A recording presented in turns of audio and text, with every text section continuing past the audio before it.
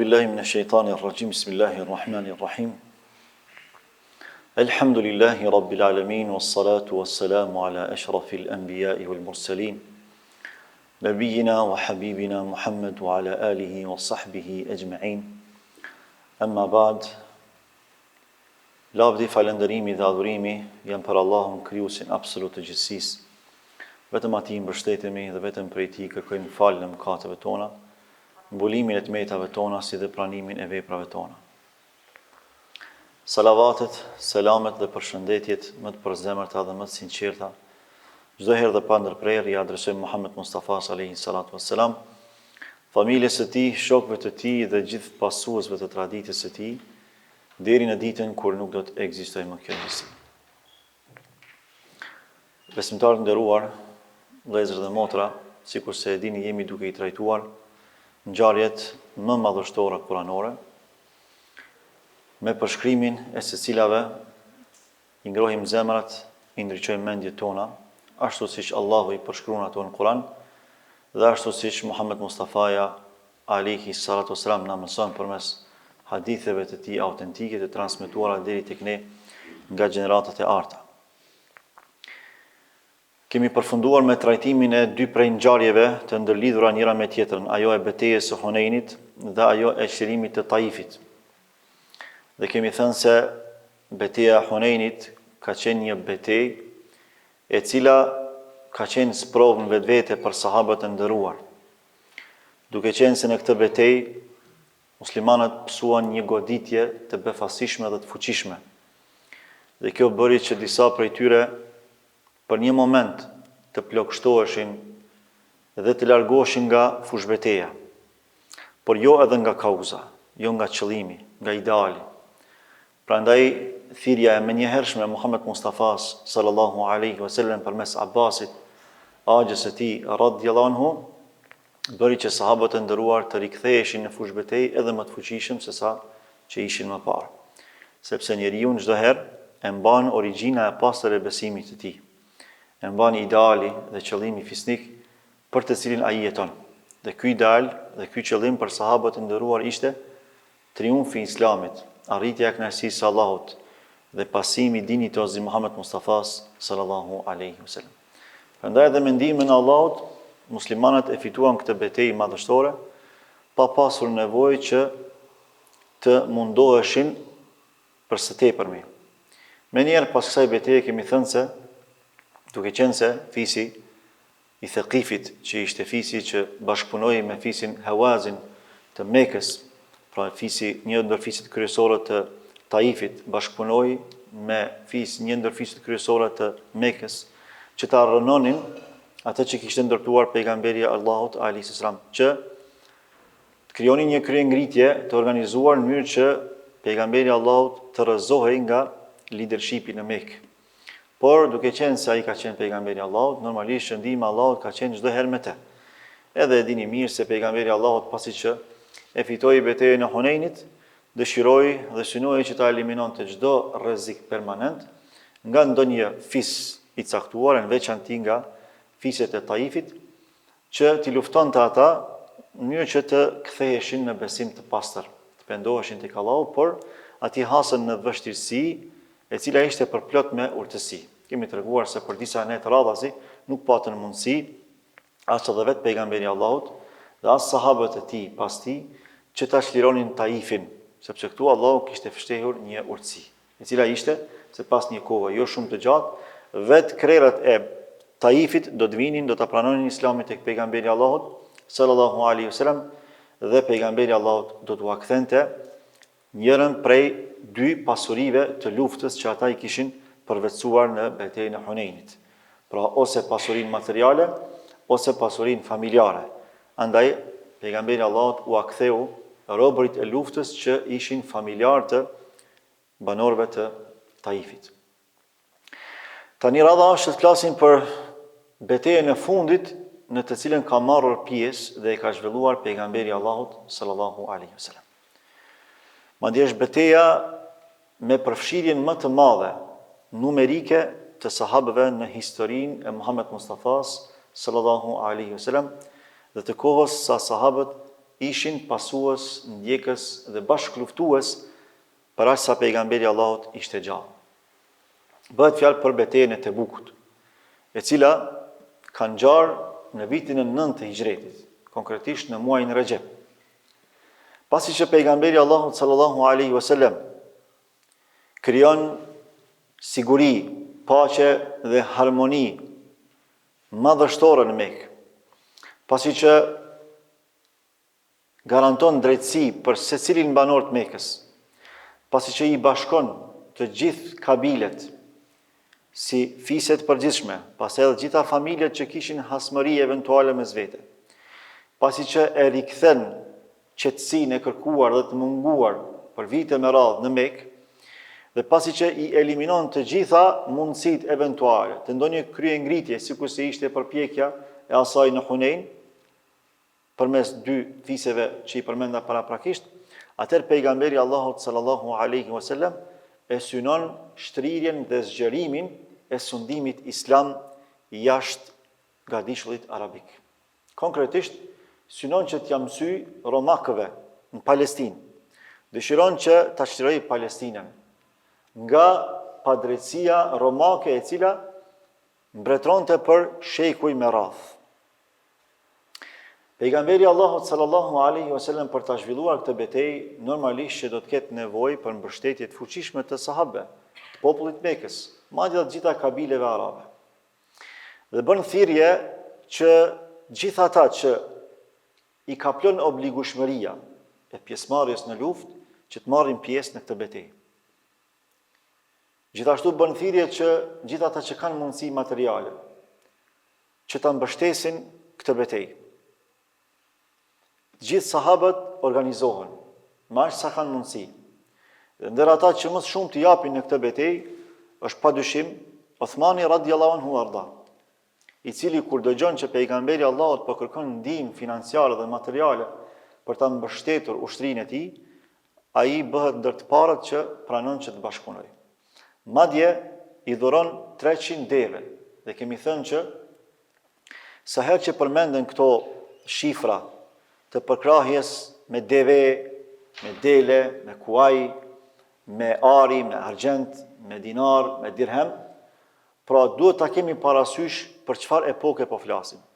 Po flasim për kohën primitive, jo për kohën moderne. Pra 300 deve të asaj kohe kanë qenë sikurse 300 tanke apo gjipat mëdha të fuqishëm që ne sot i kemi në shfrytëzim. Sepse mjetet e vetme transportuese asë kohë kanë qenë kafshët. Devija ka qenë një prej kafshëve më të shtrejta edhe më të qëndrueshme, sidomos në gadishullin arabik. Sepse është e vetmja kafshë që i përballon të gjitha peripecive të shkretetirës arabe. Uthmani radhiyallahu anhu i ka dhënë 300 deve nga vetvetja e tij, për hir të Allahut subhanahu wa taala. Përpos kësaj i ka dhënë edhe 1000 dinar, që ka qenë shifër e madhe për atë kohë.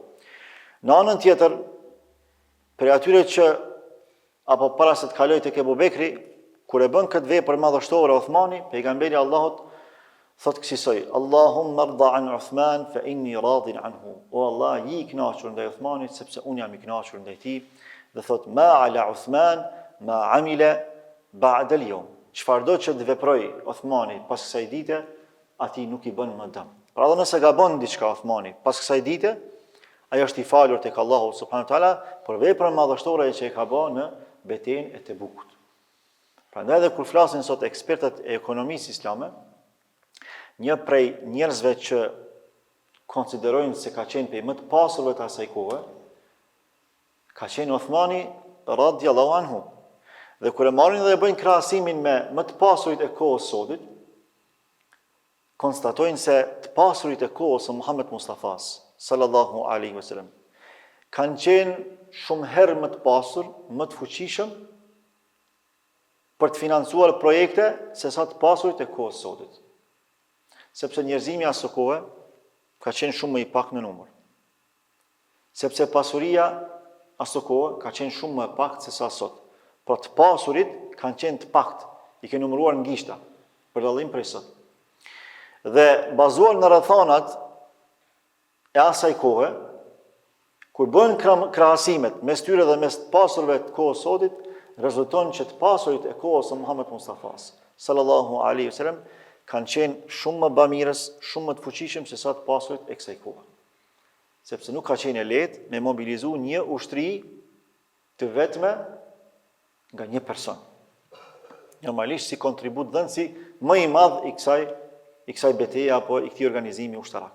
Për atyre që kanë dhënë shumë gjithashtu ka qenë edhe Ebu Bekri. Radhiyallahu anhu, madje Ebu Bekri i ka dhënë krejt që ka pas për betejën e Tebukut. Sa që kur vihet tek pejgamberi Allahut sallallahu alaihi wasallam dhe ja dhuron gjitha që ka pas, përmendet të ke dhuruar 4000 dirhem. I thot pejgamberi Allahut, hel abqaita li ahlika shay'a? O Ebu Bekr, a ke lënë diçka për familjen tënde? Cila ka qenë përgjigjja e Ebu Bekrit? Radhiyallahu anhu, ka thonë ua kam lënë Allahun dhe pejgamberin e tij. Kur gjo si ka lënë, as për ushqim si ka lënë. Krejt që ka pas si ka dhënë për betejën e Tebukut. Sepse ata e kanë pa me syrin e zemrës rëndësinë e kësaj beteje. Sepse kjo çështje ka pasur të bëjë me zgjerimin e hajrit dhe të mirësisë, zgjerimi i islamit në vendet ndërkombëtare, duke filluar nga rajoni i gatishëm arabik, ka qenë zgjerimi i hajrit dhe i mirësisë. Ka qenë çlirim i njerëzve nga prangat e padrejtisë. Ka qenë rikthim i krenarisë tek njerëzimi i mbar. Prandaj ata nuk kanë kursy asgjë prej asaj që kanë pasur, sepse e kanë konsideruar si investim në fuqizimin e ligjit të Allahut në tokë, në shtrirjen e mirësisë së Allahut në tokë dhe në garantimin e të drejtave të njerëzve në tokë. Për tyre që ka dhënë shumë ka qenë edhe Omeri radhiyallahu anhu, i cili e ka dhënë gjysmën e pasurisë tij.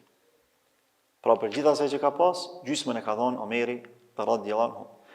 Gjithashtu ka qenë dhe Abdurrahman bin Aufi, një prej të pasurve, të famshëm prej sahabëve të nderuar, i cili gjithashtu ka dhënë prej arrit që ka pasur në posedim. Dhe kanë dhënë edhe shumë njerëz tjerë. Madje kanë dhënë edhe fukarat, cilët nuk kanë pas çka me dhënë përpos hurmave. Transmetimet tregojnë që ka pas për atyre gratë i kanë dhënë gjitha stolit që i kanë pas në posedim, stolit personale, jo ato që i kanë deponuar për pasuri personale, por ato që i kanë përdorur për zbukurim personal. I kanë heq pe qafëve tyre, pe duarve, edhe i kanë dhuruar për përgatitje për këtë betejë. Kanë ardhur fukarat edhe një saa hurma, saa ka qenë një prej enëve të asaj kohe, që ka qenë e qerpiçit, që i bie në mas në sasi sa 2 grushta hurma. Pra, 2 grushta hurma, ka thonë, këto i kam, këto merri, se ndoshta ju nevojitën ushtarëve në rrugt të Allahut subhanahu wa taala. Dhe padyshim që çdo kontribut ka qenë i nevojshëm për këtë betejë, sikurse do ta shohim në vazhdim me lejen e Allahut subhanahu wa taala. Munafikët e Medinës, kur kanë dëgjuar që pejgamberi Allahut po para përgatitet për këtë luftë, ata më njëherë kanë shfrytzuar rastin, siç kanë vepruar zakonisht. Edhe kanë filluar me infektu njerëzit, banorët e Medinës, duke i thonë, a e dini që për çfarë bëhet fjalë? A dini që Muhamedi juve është duke ju qu juve në shkatrim? Ju po dëni me luftu perandorinë romake?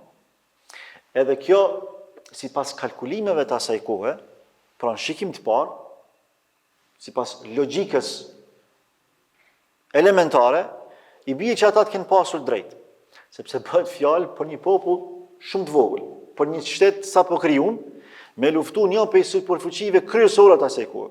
Tash me shku edhe me luftu Herakliun. Si me marrë tash për shembull Kosova, me sa banor ka, me çfarë ekonomie ka, shteti i ri, edhe me i shpall luftë Amerikës. Kështu ka qenë matematikisht. Sipas parametrave politik, ekonomik, luftarak e kështu me radhë. Por kjo as pak nuk i ka friksuar sahabët e nderuar. Këta munafik çka bëjnë? Thojnë, na duhet me bëjë diçka që me parandalu këtë. Sepse ata në njërën anë nuk kanë dashur me marrë pjesë për shkak se nuk kanë qenë besimtarë. Publikisht janë paraqitur si besimtarë, janë publikuar si tillë, por në brenda i tyre kanë qenë jo besimtarë. Edhe kanë thonë, na duhet me kriju diçka të fuqishme si arsyetim që me parandalu zhvillimin e kësaj betejë. Edhe çka bëjnë, e krijojnë xhamin, Mesjidud Dirarit, xhamin e Zararit. Përmes kësaj xhamie ata mundohen me i legjitimu pra dyshimet dhe dilemat që ata i dojnë mi kriju në mas. Edhe çdo herë është kjo. Pra ata që dëshirojnë me instalu dyshime në mas, duhet me i legjitimu me diçka, duhet me pas një vull të fortë. A i keni pa falsifikimet që bëhen rreth modës, rreth teshave. Kur do dikush që e krijon një imitim, me shit në pazar, ai çka bën e vjedh emrin e madh. Për shembull, ai që don me ushit një rrobë që e ka krijuar, që ka imituar, edhe e ka bën ndoshta cilëtetin më të dobët që ekziston, edhe ja vjedh emrin Adidasit ose Nike's, ose një marke shumë të njohur ndërkombëtarisht. Pse? Pse ma lehtë shitet kështu. Ama është fals, si bën përshtypje kategorisë lirë, kategorisë së dobët shoqërisë. Se çdo kush ka dëshirë me u doksi si të tjerët. Prandaj ajo kategoria e shtresa e ulët e shoqërive njerëzore, ata kanë llogari me i blej këto, edhe pse e dinë që është fals, sepse kjo shitet mos lehti, edhe pranohet mos lehti. Kështu ndodh edhe me ideologji, kështu ndodh edhe me mendimet. Për me pas dikush sukses në përhapje një ideologjie të gabuar, një mendimi të gabuar apo të devijuar, ata duhet me e pas një markë, duhet me vjedh diçka. Duhet me i dhënë legjitimitet. E këta çka kanë bë? E kanë krijuar Mesjidul Dirarin.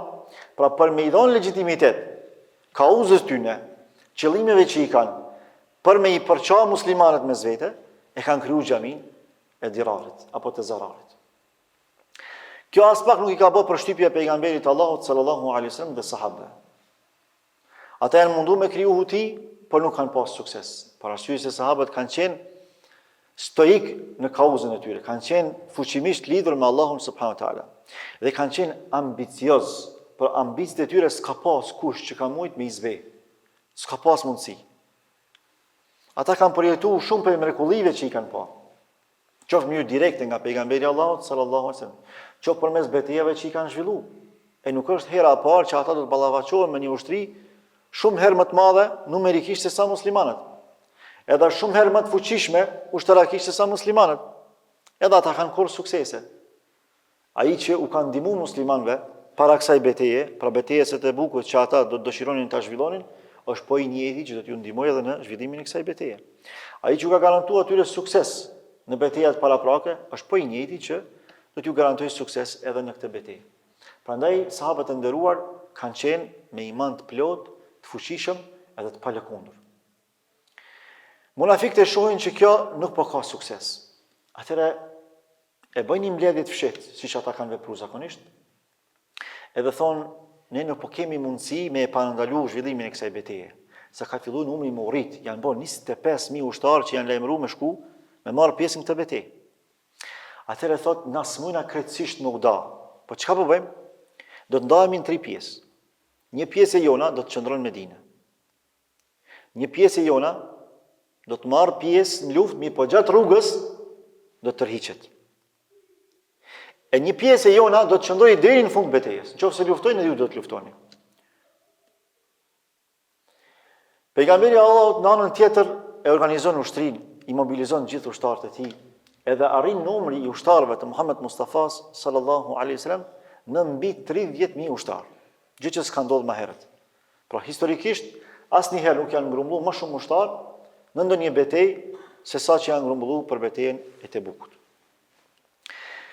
Pejgamberi Allahut e vendos si udhëheqës para se të niset për betejën e Tebukut sahabin e nderuar Muhammed bin Meslemet el-Ansari. I thot, ti do të qëndrosh në Medinë, derisa unë jam këtu, unë nuk jam këtu, edhe sahabët e mi këtë më të mëdhenj i kam me vete, ti do të jesh udhëheqësi i Medinës. Aliu ti thot, ti do të qëndrosh tek familja ime, pra do ta ruash familjen. Por Aliut nuk i pëlqen kjo. Aliu ka qenë alamet burri, alamet sahabiu. Nuk ka dashur me ikë ndonjë betejë dhe diçka që ai do të kishte mundësi të kontribonte për kauzën islame. Por pejgamberi Allahut sallallahu alaihi wasallam i thot: "Ala tarda an takuna minni bi manzilat Harun min Musa illa annahu la nabiyya ba'di." O Ali, a nuk ke dëshirë ti, sepse Ali u thot: "Ja Rasulullah, apo më lën mua me gratë me fëmijë?" Në një farforme, po a mu më gjete me vlon me gratë me fëmijë kur ti e din që unë vdes për me vdes me vdek në rrugën e Allahut. Unë jam ai që do të vijë në parë frontit me dal, kam fuqi, kam mundësi, kam aftësi. Thot pejgamberi Allahut sallallahu alaihi wasallam: "O Ali, a nuk ke dëshirë që ti t'jesh në pozitën siç ka qenë Haruni për Musën a.s. A nuk ke dëshirë që ti t'jesh në rolin e Harunit në raport me mua, sikur se ka qenë ai në raport me Musën a.s. Illa ennehu la nabiyya ba'di. Vetëm se dallimi mes teje dhe mes Harunit është se pas meje më nuk ka pejgamber, sepse Haruni ka qenë pejgamber. Atër kjo e qetëson zemrën e Aliut radhiyallahu anhu wa arda. Organizohen muslimanët, edhe nisën për me shku në Palestinë. Gjatë rrugës fillojnë munafik njëri pas tjetrit me u largu, me kriju hutin mesin e sahabëve, me mbjell frikë mesin e sahabëve, me mendu ata që ja, muslimanët po dezertojnë. Muslimanët po kanë frikë me shku mu ballafaqu me romakët. Ja po paksohet numri juaj. Kanë përdorur strategji. Por secilin që po dezerton, po vinë sahabët po i tregojnë pejgamberit Allahut. Ata po udhtojnë. Po i thonë ja Rasulullah, filani dezertoi, filani iku. Pejgamberi Allahut sallallahu alaihi wasallam po thotë, nëse ka hajër në të, Allahu do ta bashkojë me ne. Allahu do ta bashkojë me ju. E nëse ka sherr në të, Allahu ju ka ruajtur prej tij, prej sherrit të tij. Deri sa i vinë dhe i thonë për Ebu Dherrin. I thonë, ja Rasulullah, edhe Ebu Dherri nuk ka ardhur. Pra, në një farforme, mbeti gjatë rrugës. Pejgamberi Allahut sallallahu alaihi wasallam e njeh mirë Ebu Dherrin. Ebu Dherri nuk është nga ata që dezerton nga lufta. Por Ebu Dherrit ju kishte lodh devja, e kish pas vjetër devën. Edhe s'ka mujt më devja e Ebu Dherrit me shku përpara. Atëre krejt që ka pas prej harxhit rrugor e merr, i vendos në shpinë edhe niset në kamë Ebu Dherri. Mirë po, nuk do me dezertu prej kësaj betejë. E pejgamberi Allahut thotë, mos u mërzitni se Ebu Dherri do të na shoqëroj me lejen e Allahut kur të vijë koha. Nisen sahabët të nderuar gjatë rrugës, përjetojnë vështirësi të shumta sepse ushtria ishte e madhe, por mundësitë ishin të vogla. Transmetimet tregojnë që ka pas prej sahabëve që edhe në shumicë ka qenë kjo, 3 veta kanë udhëtuar me një deve, sepse kanë qenë shumë të pak në numër devet që i kanë përdorur kuajt e kështu me radhë. Pastaj edhe harxhin që e kanë pas ka qenë i pamjaftueshëm për ta. Rruga e gjatë bëhet fjalë për rrugtim me mujë. Edhe gjatë rrugës e harxojnë ujin krejt që e kanë me vete. I ka plon etja e madhe sahabët të nderuar. Aq sa fillojnë disa prej tyre me i therr devet edhe me ia marr ujin në gungën apo në gërbën që e ka devja, e cila e run ujin për udhëtimet e veta. Shkon Ebu Bekri radhiyallahu anhu i thotë, ja Rasulullah, sahabët i ka kaplu etja, i ka lodh. Ty Allahu subhanahu wa taala ta pranon duan. Andaj lutë Allahun që më na bos zgjidhje, e më na mëshiru. Thot a ke dëshirë Ebu Bekr që me lutë Allahun, për më na çu Allahu ujë? Thot po ja Rasulullah. I çon pejgamberi Allahut durt në qiell, edhe lutet shumë tek Allahu subhanahu wa taala. Transmetimet thojnë, hala pa i ul durt, vetëm se mblidhen rret në vendin ku kanë qëndruar sahabët. Edhe fillon shiu me radhë. Gjithë sahabët fillojnë edhe me mbush ujë. Krejt endë që i kanë pas posedim gjatë kësaj rruge, i marrin dhe i mbushin rezervat e tyre, edhe gëzohen shumë. Edhe gjallënohet atmosfera në mesin e sahabëve. Fillojnë rrugtimin e tyre. Normalisht që rrugtimi shumë i gjatë, ushqimet po paksohen. Çka më bëhet tash, s'kan ushqim të mjaftueshëm. Me ujë u bë zgjidhja, sepse ishte mrekullia Allahut subhanahu wa taala që ja ka dhënë Muhammed Mustafas alayhis salam. Çka më bëhet tash me ushqim? Kanë filluar me i therr kafshët që kanë udhëtuar me to për me mbet gjallë. Shujtën e një dite e kanë përdorur për 5 ditë. Pra, përpos që janë ushqyer vetëm një herë në ditë, çat shujtje që e kanë pas për një ditë, edhe për një herë në ditë, e kanë ndonë 5 pjesë, që me shty 5 ditë me to. Si me thonë, një kafshat vogël e ka hangër dhe ka shty për një kohë, për disa orë me të. Deri sa shkon Omeri, radhiyallahu anhu tek pejgamberi Allahut sallallahu alaihi wasallam dhe i thotë, ja Rasulullah, lutë Allahun me na bos zgjidhje, sepse sahabët po vdesin urije. Pejgamberi Allahut i lutet Allahut subhanahu wa taala që Allahu me i bos zgjidhje. Edhe ju thotë, hapini enët që i keni me vete. Kur i hapin, janë përplot me ushqim. Mrekullia e Allahut, me lejen e Allahut për Muhammed Mustafan sallallahu alaihi wasallam dhe për sahabët e tij. Gëzohen sahabët, ushqehen edhe mundohen me rujt prej ushqimeve që ju ka dhënë Allahu subhanahu wa taala. Por kjo ishte zgjidhje momentale apo e përkohshme, dhe kaq udhëtimi ishte shumë i gjatë. Para se me mri, arrin tek vendi që quhet Tebuk.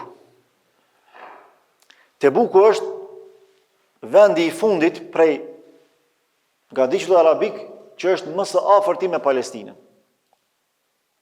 Aty ku kanë udhëhequr romakët e asaj kohe.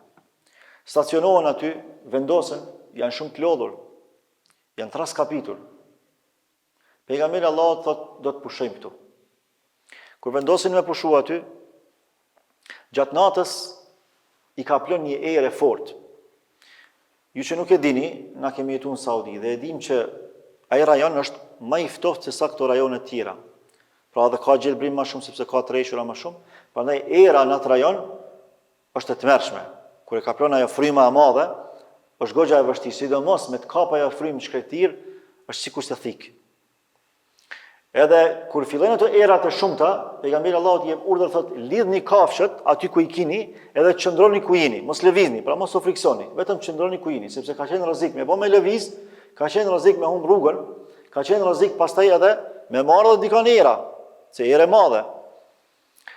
Për fatkesh dy pej sahabëve lëvizin edhe e humbin rrugën. Pastaj sahabët e kërkojnë ku është filani dhe ku është fisteku. Njërin e gjojnë shtrim me një vend shumë të largët, tjetrin e gjojnë edhe më larg. Sido që tjetë, për një moment e shohin një njeri që po vjen, pes largu, po vjen nga drejtimi i Medinës.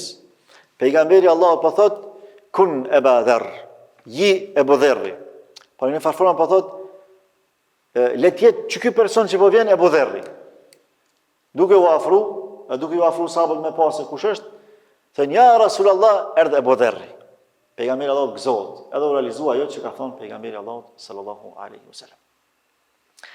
Pastaj Rasulullah sallallahu alaihi wasallam e dërgon Dihjet el-Kelbi, sahabiun e nderuar dhe një prej sahabëve më të bukur që ka jetuar në kohën e tyre. Prandaj edhe Xhibril alayhis salam, kur ka marrë pamjet njeriut, kur i ka ardhur në formën njerëzore, sikur se transmetohet hadithi i Xhibrilit, ku flitet për shenjat, çfarë do të thotë imani, çfarë do të thotë Islami, cilat janë shenjat e kiametit e kështu me radhë, ka ardhur në formën e sahabiut nderuar Dihjet el-Kelbi, sepse ka qenë i bukur në pamje. I thotë ti do të shkosh tek Herakliu, tek perandori, do t'ja dërgosh selamin tim. Shkon sahabiu i nderuar Dihjet el-Kelbi. Gjatë kësaj kohe, sahabët e nderuar kanë filluar prapë me pas vështirësi në ushqim. Ushqime të pakta, të pamjaftueshme. Edhe e kanë organizuar maksimalisht ato që e kanë pas prej harxhit, prej ushqimit rrugor, në mënyrë që mos me vdek dikush prej urije.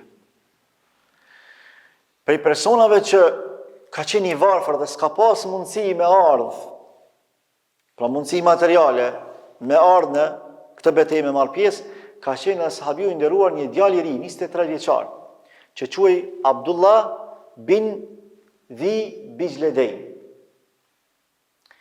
Ky sahabi i nderuar ka qenë i jetur me marr pjesë në këtë betejë, por ata që s'kan pas mundësi materiale, s'ka pas armë, s'ka pas kafsh, edhe kur s'ka pas mundësi pejgamberi Allahu m'ia përmbush se shumë prej fukarave që kanë pas mundësi me marr pjesë fizikisht, po s'kan pas mundësi me marr pjesë materialisht, ju ka siguruar prej kafshëve ose prej armëve që ka pas mundësi.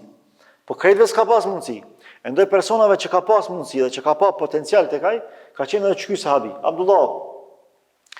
Edhe ky ka marr pjesë me këta dhe ka ardhur deri në Tebuk me këta. Edhe i thot pejgamberit Allahut, ja Rasulullah, shumë kam dëshirë me vdek shahid.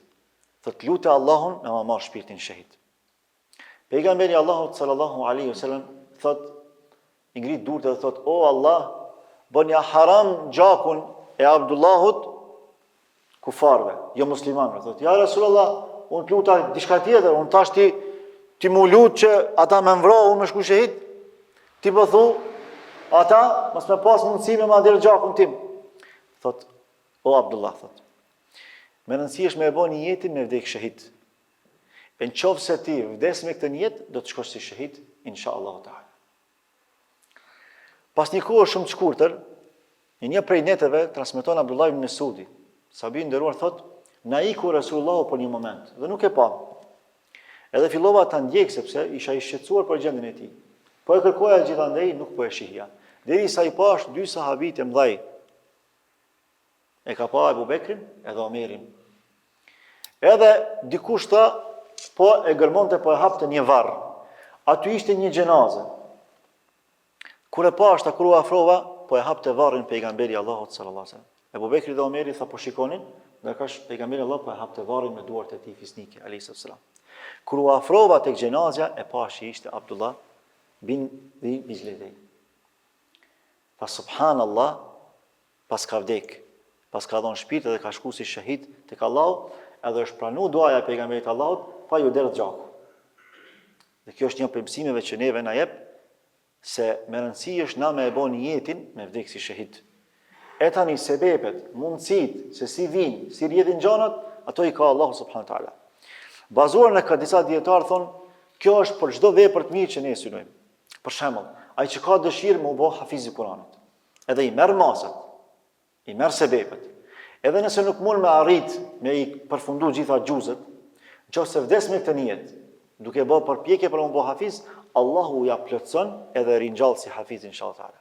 Njësish e ringjall si shahid atë që ka pasur një vdek shahid, edhe nëse s'është derdh gjaku i tij, edhe nëse ka vdek në shtratin e shtëpisë tij, niyeti bën që ai me pasur përfundim me lejen e Allahut subhanahu wa taala.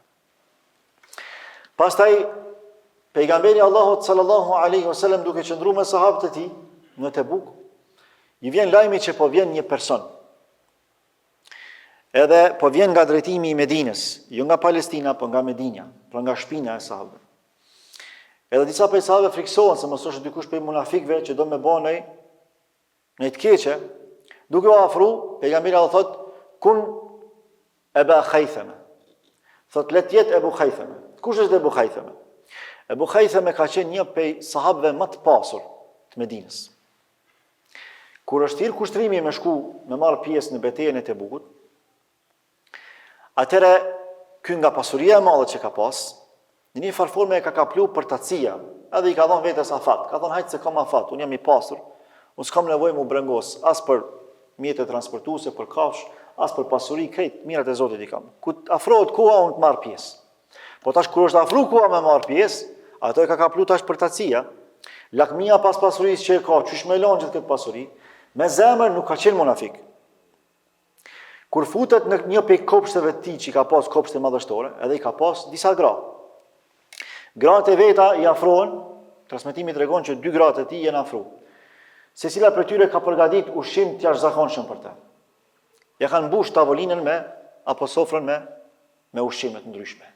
Kur i ka pas gjithë ato mirësi, gjithë ato bukuri, ka thonë çysh mi lan për këto.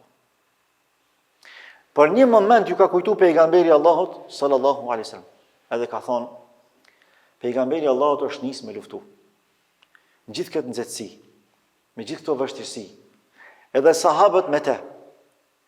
E unë këtu, me gjithë këto mirësi, thot oj gratë e mia, pas shamadhin Allahut, unë s'ka me hyrë këtë kopsht, pas shku me marrë pjesë në betejë. E tani nëse kthehemi gjallë, kam marrë mi provu ushqimet i kësaj sofre me lejen e Allahut. Edhe niset. Tash kur e shohin se ky ka marrë rrugë gjatë, në këtë moment kur po vjen ky, pejgamberi Allahut po gëzohet shumë. Edhe po i thot gjatë shikimit të tij po thot kun Aba Khaythama, thot let jetë Ebu Khaythama. Edhe kur afrohet thot ja Rasulullah, thot çështu ke puna e. Tha për pak je kon të shkathru Ebu Khaythama. Për pak lakmia ka pas me të shkathru. Po ka pas herë zemrën e tij edhe Allahu e ka mbrojt. Tha po ja Rasulullah. Edhe ka filluar me i citu disa poezi, ka qenë njohës e miri poezisë. Edhe ka qenë për atyre që ka falendruar Allahun përmes poezisë, e ka përshkruar gjendjen e tij se si i lakmoi dynjaja, por ai e deshi ahiretin më shumë se sa dynjan, se si nuk lejo Allahu ai më shkatru, pra i ka shpreh ndjenjat e tij. Në anën tjetër, Dihet el-Kelbi ka shkuar dhe ka thënë selamin Herakliut. Kur e ka pa Herakliu që pejgamberi Allah ja ka dhënë 3 mundësi, ose kemi pranuar Islamin ti dhe populli yt, ose do të dorëzoheni, do të paguani xhizje, ose do të luftoni me ne, do të ballafaqoheni me ne. Herakliu e ka njoft mirë pejgamberin Allahut. E ka ditë që me Muhamedin çështja nuk është shaka. Edhe i ka mbledh priftrinë e tij që i ka pas. Ka marrë mbledhje emergjente, edhe top sekrete, në dhomën e tij të sekreteve. Edhe ju ka thonë, Muhamedi është nisë në drejtim tonin me na luftu. Edhe është në filan vendin, ka qu letër, ka qu selam. Edhe ka thonë, ose do ta pranoni Islamin, ose do ta paguani gjizjen, pra do t'i dorëzoni tokat tuaja, ne do t'ju sundojmë juve, ose do të luftoni me ne. Propozimi im është që na me pranu Islamin, se ju e dini shumë mirë që në Injil na tregohet neve që profeti i fundit që do të vije, do t'i sundoj gjithë këto toka. Priftërit acarohen nga kjo, edhe gjithë ngritën, edhe thonë, o perandor, ti po na thon neve me braktis krishterizmin, ti po na thon neve me adhon sundimin një bedevije, çfarë është kjo? Edhe ka kundërshtu fuqishëm. Herakliu ka thonë, vetëm deshta mi u testu se sa e kini besimin e fortë në krishterisëm. Pasi që e mbaron mbledhjen, del nga mbledhja dhe e thret një arab të krishterë. Edhe i thot, ti do të shkosh, do të ma gjesh një njeri mu, që e din mirë shkim leximin dhe që din mirë me fol. Ai e gjen, edhe vjen tek Herakliu. Herakliu ja jep një letër. I thot, këtë letër kemi adorëzu Muhamedit, sallallahu alaihi wasallam. Por, unë i du 3 gjana prej teje. Ku të flasësh me Muhamedin, mundoju me misjell mu 3 gjana. Diçka që ai përmend e që ka të bëj me letrën që ma ka qu. Pra e ka fjallën për ndonjë ajet Kuranit. Nëse e përmend natën gjatë asaj që flet, shënoje edhe më trego. Edhe thot, nëse shet diçka dyshimt në shpinën e tij, edhe këto shënoje më trego. Nisët ky i deleguar, shkon tek pejgamberi Allahut sallallahu alaihi wasallam. Kur arrin në vendin e sahabëve dhe të Rasullahut në Tebuk, pejgamberi Allahut ishte ulur me gjithë sahabët njëjtë, s'kishte dallime. Ai nuk mund me dallu se kush është pejgamberi, se kush është Omeri, se kush është Ebu Bekri. I thonë, unë jam filani, i deleguar i Herakliut. Mu më obligohet me u taku Muhamedin. Cili është Muhamedi këtu? Thot, ja, ai është atje. Ulet përballë pejgamberit Allahut sallallahu alaihi wasallam. Edhe i thot, unë jam i deleguari i Herakliut. Edhe ta ka çu këtë letër. E merr pejgamberi Allahut letrën edhe e vendos në prehrin e tij. Edhe i thot, po ti prej nga je? I tregon, këto unë jam prej filan vendit. Thot, po ti, a nuk e pranon Islamin, fen e pastër monoteiste të Ibrahimit a.s.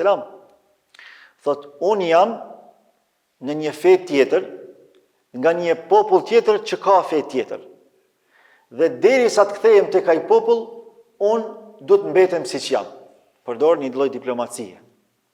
Pejgamberi Allahut buzëqesh. E kupton diplomacinë e këtij personi. Edhe i thot Muaviut, radhiyallahu anhu, sepse ka qenë pe sahabët që ka ditë më së miri shkim lexim. I thot, ma lexo letrën. Në letrën që ka dërguar Herakliu është vetëm një pyetje. Pyetja është: në xhenetin që ti po më fton mua, o Muhammed, për të cilin po thua se gjerësia e tij është sa hapësira mes qiellit dhe tokës, ku është zjarri, ku është xhenemi? Pejgamberi Allahut ja kthen me këtë përgjigje. I thot këtij deleguar. Thot, po kur vije dita, ku shkon nata?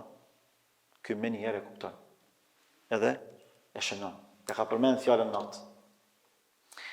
Paraprakisht, kur e fton pejgamberi Allahut me pranu Islamin e ky se pranon, e citon ajetin kuranor, inneke la tahdi man ahbabt, walakin Allah yahdi man yasha, wallahu a'lamu bil muhtadin. Ti, o Muhammed, nuk mund të udhëzosh atë që ti dëshiron, por Allahu udhëzon atë që ai do, dhe Allahu e di më së miri se kush janë të udhëzuarit. Por ai dëgjon një ajet, e para ajeti e shënon. Thot e mora thot një shigjet nga shigjetat e mia dhe e shënova në lëkurën e shpatës time. Të parën ajetin, dytën fjalën natë e ka përmend.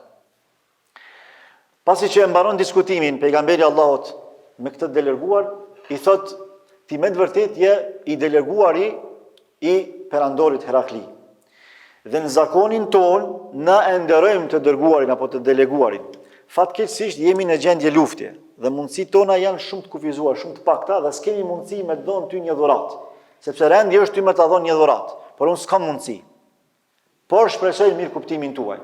Shikoni edukatën e lartë pejgamberit Allahut. Pra, po i flet një të dërguari, një të deleguari të armiku i tij që po shkon me e luftu. Edhe pse gjendje lufte, edhe pse në armiqësi, ai po dëshiron me e nderu të dërguarin sepse kjo është praktike pejgamberëve të Allahut. Lajmërohet Uthmani dhe thot, ja Rasulullah, unë thot më ia dhon një dhuratë për shpërblim. Edhe nxjerr Uthmani një prej gjybeve të tij të shtrejta që i ka pas, edhe ja sjell ja lën preher këtij personi. Edhe i thot, kjo është dhurata ime. E merr ky, përshëndetën edhe niset për me shku. Pasi që i bën disa hapa, e thret pejgamberi Allahut këtë person. Edhe i thot, o filan, eja këtu, eja. Edhe kthehet ai. Momenti që kthehet, tash ky vet po tregon, thot, kur u afroa në vendin që isha më parë, Muhamedi e largoi këmishën e tij, bluzën e tij që e ka pas asë kohë, edhe ma tregoi shenjën në shtëpinë që e ka pas. Edhe më tha, tash janë përmbush kërkesat e atij që të ka thënë tekon. Me shpallje Allahu i ka tregu për kërkesat e Herakliut. Atëherë shkon, ja dërgon Herakliut mesazhin e Muhammed Mustafas sallallahu alaihi wasallam, edhe Herakliu e din shumë mirë që është pejgamberi i Allahut. Edhe ja çon një letër, ja kthen pejgamberit Allahut dhe i thot, o Muhammed, unë jam me ty, po unë jam i pafuqishëm me popullin tim. Pejgamberi Allah thot, kedebe, e ka thonë gënjeshtër, por nuk e ka thonë të vërtetën, pra ka rajt, ka bë politik me pejgamberin Allah. Se çka ka ndodhur pas kësaj, se si ka ndodhur disa ngjarje tjera, të jetë madhështore, se si Allahu subhanahu wa taala ka zbrit ajete kuranore për gjitha këto që kanë ndodhur gjatë kësaj betejë, para kësaj betejë dhe në përfundimin e kësaj betejë, gjitha këto do t'i kuptojmë me lejen e Allahut javën e ardhshme.